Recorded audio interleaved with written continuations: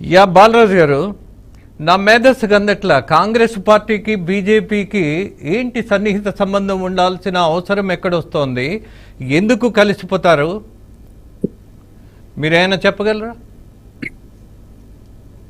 Rajendra sir నమస్కారం sir, మీకు అదేవిధంగా బీఆర్కే టీవీ యజమాన్యానికి అదేవిధంగా ప్రేక్షకులకి శ్రీరామనవమి సందర్భంగా శుభాకాంక్షలు తెలియజేస్తూ, మరి మా రాజేంద్ర సార్ యొక్క గలం ఈ బీఆర్కే న్యూస్ కు బలం కావాలని, ఈ సాయంత్రం పూట నిర్వహించే డిబేటు అనేక అంశాలు, రాజకీయ అంశాలతో పాటుగా ప్రజా సమస్యలు కూడా వెలికి తీయాలని, జర్నలిజం గురించి మీరు చెప్పారు. ఎందుకంటే మాలాంటి ఒక విద్యార్థి నాయకులు ఒక 24 ఏళ్లుగా విద్యార్థి రాజకీయాల్లో ఉండి యూనివర్సిటీ నుంచి వచ్చి డాక్టరేట్ చదువుకొని రాజకీయాల్లో మార్పు తీసుకోవాలని కోరుకునే వాళ్లకు మీలాంటి వాళ్ళు ఆదర్శంగా ఉండాలని జర్నలిజంలో కోరుకుంటూ మీకు కూడా శుభాకాంక్షలు సార్.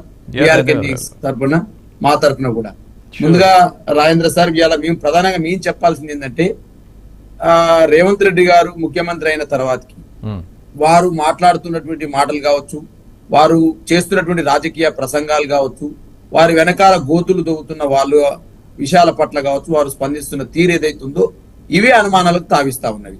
మొదటగా తాండూరులో మన తుక్కుగూడలో సభ జరిగింది. రాహుల్ గాంధీ గారు వచ్చారు అక్కడికి సార్. ఆ రాహుల్ గాంధీ గారు వచ్చినప్పుడు ఏం చెప్పారు సార్? ఇది రెఫరెండం అని చెప్పారు సార్. రేపు 14-15 సీట్లు గెలవబోతా ఉన్నాం, ఈ తుక్కుగూడ సభని రెఫరెండం అని చెప్పారు సార్. తదనంతరం కొడంగల్ వెళ్లారు సార్. ఉగాది సందర్భంగా కొడంగల్లో మాట్లాడుతూ, నా వెనకాల గోతులు దవ్వుతా ఉన్నారు, నా సీటుకు ఎసరు తెస్తా ఉన్నారు, నన్ను అధిష్టానం ముందు బదనాం చేయాలనుకుంటున్నారని చెప్పేసి మాట్లాడినారు సార్. ఇప్పుడు సార్ మాది ఎంత సార్? మాది 39 సీట్లు. వాళ్ళు ఆల్రెడీ గేట్లు తెరుస్తా ఉన్నారు, మమ్మల్ని అందరినీ గుంజుకుంటాం, ముగ్గురు కూడా మిలిగరని అంటారు సార్. కోమరెడ్డి వెంకటరెడ్డి గారు ఈ రోజు మళ్ళీ స్పందిస్తూ, బీఆర్ఎస్ లో ఉండడా, ముగ్గురు కూడా ఉండరంట సార్. మాదేమున్నా సార్, బీఆర్ఎస్ ఏం లేకపోయా, కేసీఆర్ పని అయిపోయాయి, పండబెట్టి తొక్కుతాం అంటుండ్రి, పేగులు మెడకేసుకుంటాం అంటుండ్రి. ఇక కేసీఆర్ దేవుంది, బీఆర్ఎస్ పార్టీ దేవుంది సార్. మేము ఏం చేయగలుగుతాం? కాంగ్రెస్ వాళ్ళే గేట్లు తెరుస్తుండ్రి, మమ్మల్ని ఆగమాగం చేస్తుండ్రి. మీకు రేవంత్ రెడ్డి ఏం చేయగలుగుతాం సార్? మేము ఏం చేయలేము కదా సార్. వాళ్ళే ఏమైనా చేయగలుగుతారు సార్. ఎవరిని చేయగలుగుతారంటే నందిని అంటా ఉంది, ఏమంటుంది సార్? అయ్యో నా భర్త చాలా కష్టపడ్డాడు పార్టీ కోసం. నో బాలరాజ్, మీరు ఒక విషయం చెప్పండి. మీరు డాక్టరేట్, మీకు కొంత అవగాహన ఉన్నది, అలాగే కష్టపడ్డారు ఉద్యమ నాయకుడిగా. నేను ఒకటి అడుగుతున్నా, మీ తరానికి సంబంధించిన రాజకీయం అద్భుతమైనటువంటి ప్రయోజనం కోసం అలాగే విలువల కోసం నిలబడాలని ఆశిస్తూ ఒకే ఒక ప్రశ్న. ప్రజాస్వామ్యయుతంగా ఎన్నుకున్నటువంటి ప్రభుత్వం 100 రోజులు దాటిందో లేదో ఇది కూలుతుంది అనడానికి ఉన్నటువంటి నేపథ్యం ఆబ్జెక్టివ్గా చెప్పగలరా? Will you please?